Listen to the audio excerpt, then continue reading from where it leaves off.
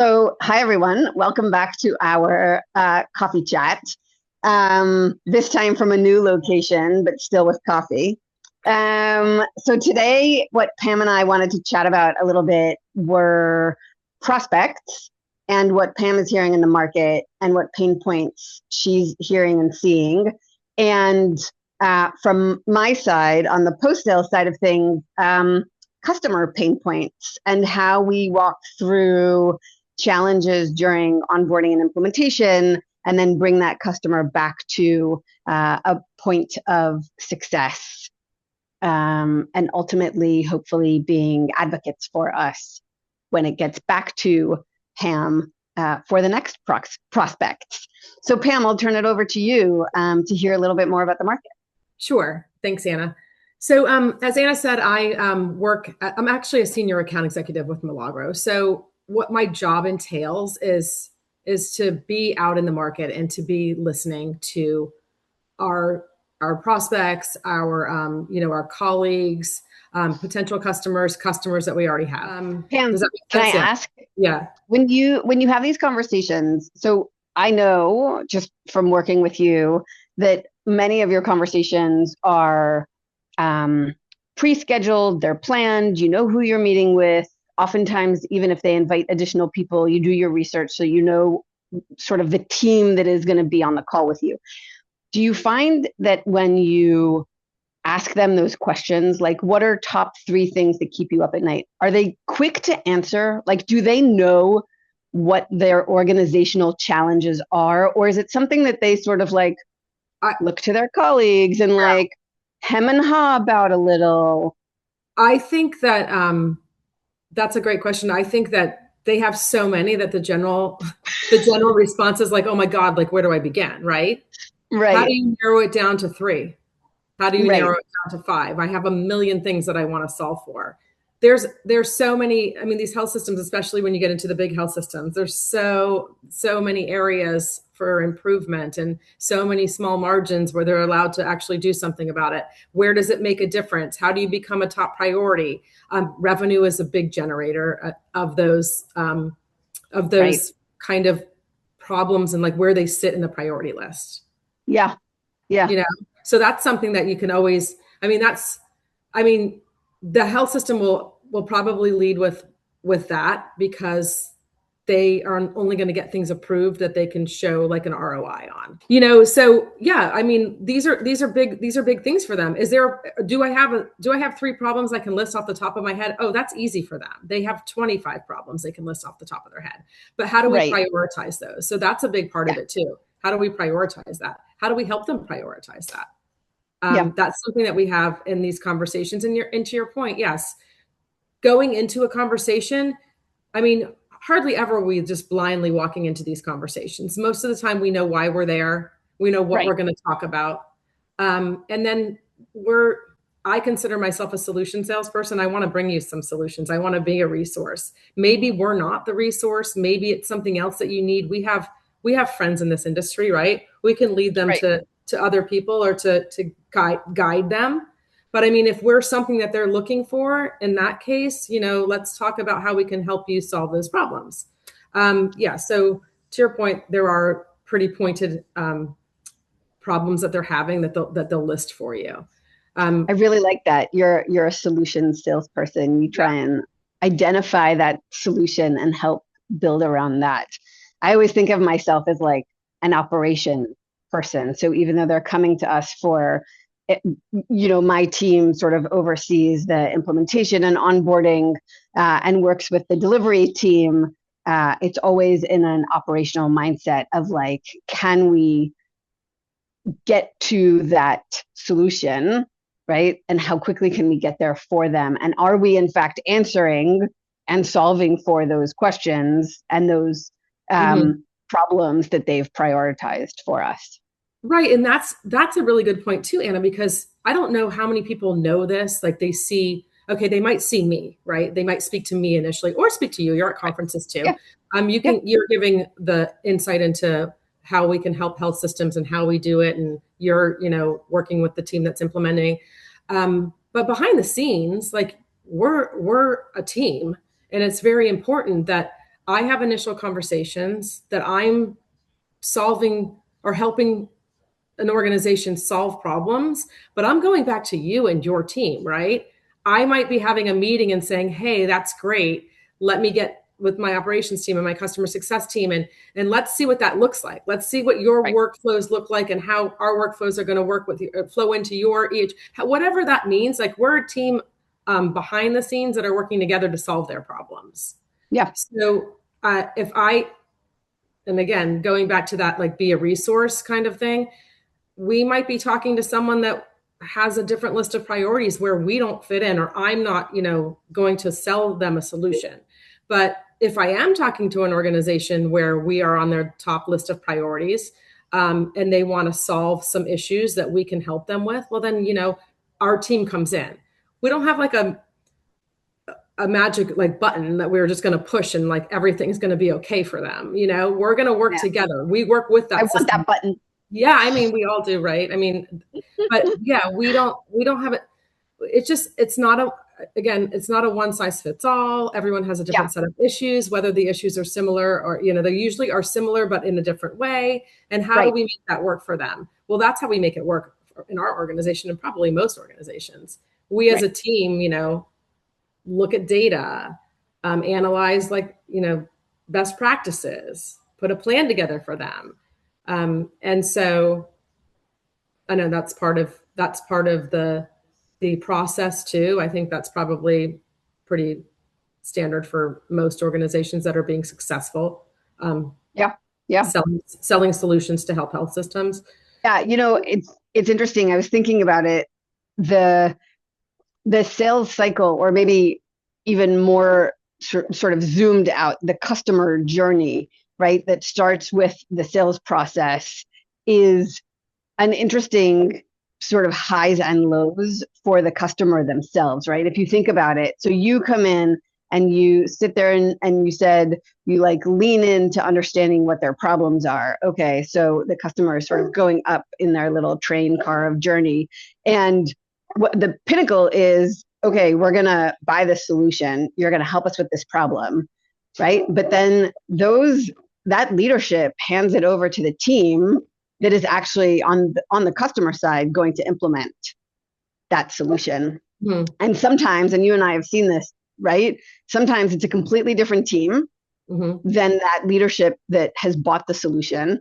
And sometimes you're almost starting the whole conversation again because it's a new team, right? And so there's this like drastic decline in happiness, if you will, in that customer journey because now they're sort of starting again, right? And so it's then the implementation and onboarding team and customer success more broadly's team to sort of get them back up that, that journey back to happy, back to implemented, back to go live, and therefore having solved their problem again.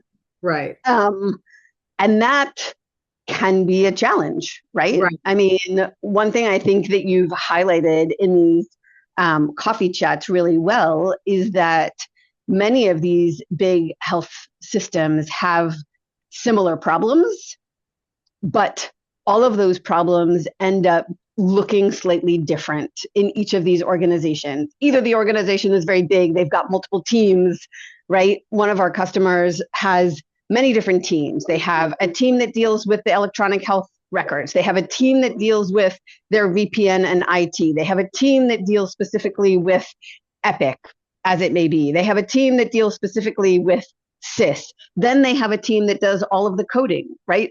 And so, in fact, to get back up that journey, right, and back to implementation, what ends up happening is that the implementation and delivery team need to then create a whole team and network within the customer to get everything in place so that the customer can get back to solving that problem, doing the coding automation or the denial management, and really ensuring that all of those issues and problems, be it top 3 or 5, that we're keeping that leadership up at night are now actually solved for. Mm-hmm.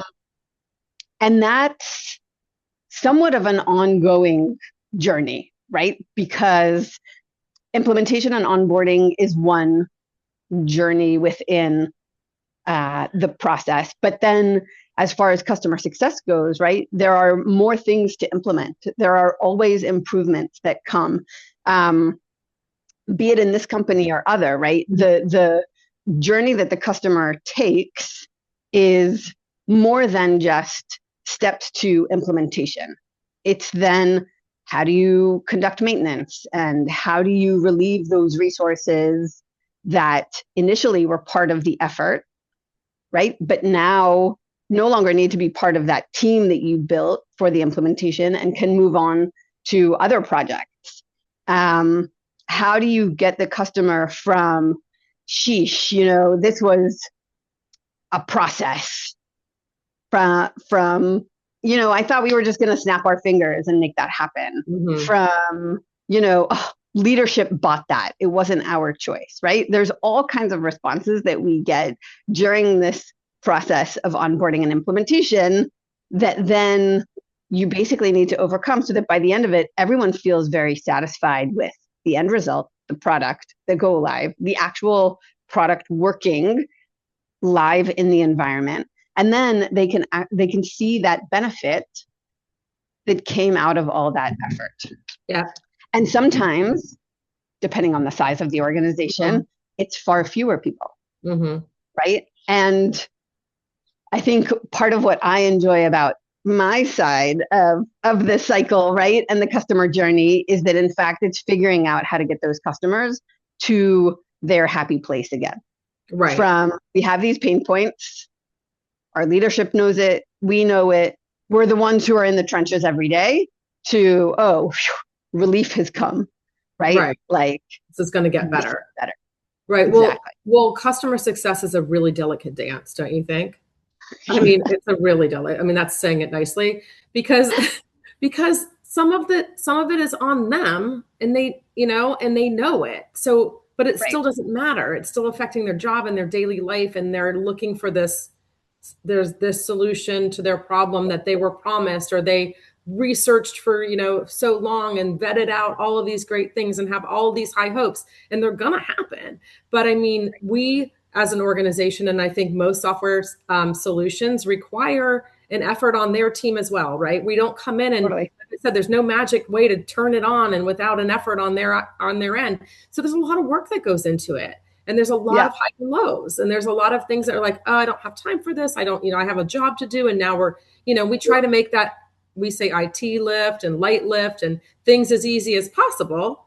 I mean, we do, but we still need an effort on their side. So that's hard, because if we're affecting or we're negatively in their, as any kind of negative, absolutely, kind of view of things can start to make a customer less satisfied, even though our end, we all have the same goal in mind. We're all going to get there. Just kind of like you said, it's ebbs and flows. It's a roller coaster a little at times, and then you get to the place that we're all working towards, right? Where your customer is happy. And then that customer becomes like our champion, saying like, oh my God, you guys should use this. And everybody wants that. A referenceable customer is the best customer you could ever have. And the best referral is a current customer. Happy customer, right? Yeah, no, totally. I had a really fun conversation with a customer who is sort of halfway through implementation. And I called her and I said, I just wanted to check in. We're sort of halfway through the onboarding piece of things. We've got data flowing. We're starting to look at cases. We're starting to see how things are going. I said, but the fits and starts of process and procedure and red tape and getting all of the different teams involved and all of that. And she said, yeah, but we're also positive because we've never been this far before in this project. Yeah. And I thought, what? That's such a great way to look at things. You're right. We've never been this far before in this project. And then she said, and the moment we actually flip the switch, it'll be like a tornado. It'll just be this great churn of work. And I thought, you know what? Yeah. Right. It's going to be this great churn of work. We had another great conversation with another customer And this one actually is a much smaller team. So, just like percentage wise of work, it's falling on the same group of people. And so that has its pros and cons, right? Larger teams, there's more people to spread the work around, there's more people to be accountable for it. People have each other to sort of cover for them. This customer has a very small team. And so many people are wearing multiple hats and continuing to move things forward with us. And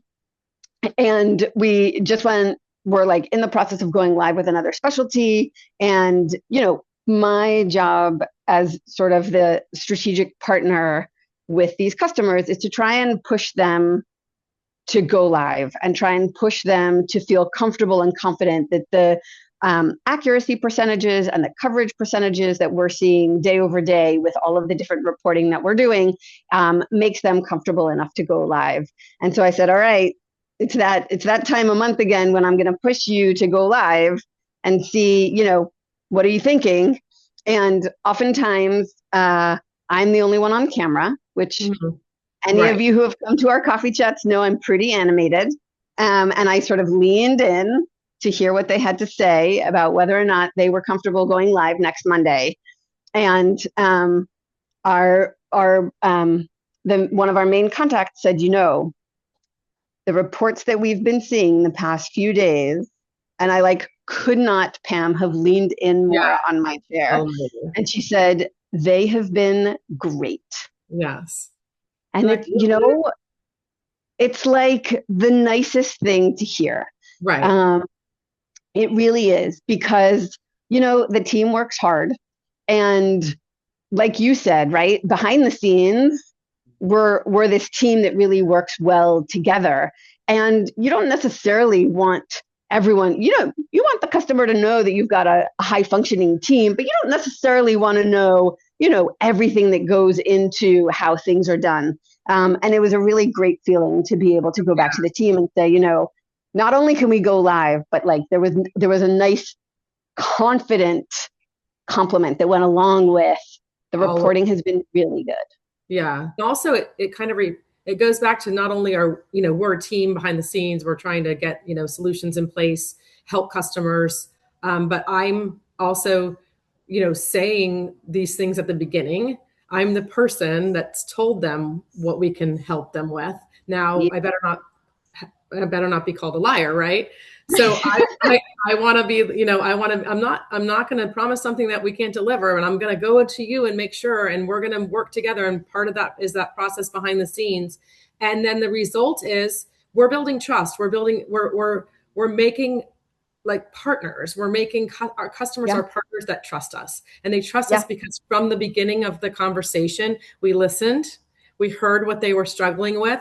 Whether or not we could help them is, up to us at that initial conversation. And if it's yes, go, we can help them, then we better help them. Yeah. And then that comes to you and your team. And then you come to the end result of oh my gosh, our reports are amazing. This is very accurate. You are not lying. This does as it's going to do. And we are seeing a success. And it's job well done by everyone, right? Job well done by us, but job well done by them. Because that's a lot for them to, to learn and change. And that we've talked about the change management, but all of that stuff goes into getting a customer live and successful. Yeah. Yeah. Maybe we should, one of the things that always makes me giggle is, do you remember there was the Seinfeld episode where, Jerry talks about how his car broke down. And so, he pulled over the side of the road and he opened up the hood and he went and he looked and what was he expecting to find? An on-off switch? It's not that easy, right? Yeah. And I often feel that way about implementation, onboarding, customer success, right? It's just not that easy. Yeah. We're not going to be able to flip the switch and just make the car turn back on, right? We're going to need the effort from the customer. We're going to need the effort from different teams within the customer, because like you say, Pam, we can't just come in and turn it on. Mm-hmm. We're going to need the customer to meet us where we are. We need VPN connections. We need data flow. We need shadowing sessions. We need to understand what they're doing so that we can then help them and do those things that they do with our tool, right? Faster, more Mm-hmm. efficiently, and let their teams go on to the more complicated things that they need to turn their attention to. Um, and so, yeah, no simple on off switch. But at the end of the Right. day, I think I agree, right? Like the payoff is totally there. If you've built that trust and you've built that confidence in the team, in the product, in the end result, then everyone can lean back and exhale and say, okay, This is what we're, good. yeah, this is what we're This is going to what do. we Yeah. got. Yeah. Yeah. All right. Well, I think we can wrap it there Yeah. I because think we've good. really summarized the customer journey, the highs and lows. It's definitely not always easy, and I think any implementation manager, project manager, customer success executive that tells you that it's just going to be a piece of cake, maybe is new to the industry. Mm-hmm. I don't Right. Yeah. know. But I think if you can develop those good relationships and you can work with the team and build that confidence that your team is putting in the time and the effort and will have their back and will continue to support them until things are working as expected, then I think that payoff is there and I think it's Yeah. worth it. I think so too. 100%. Yeah. All right.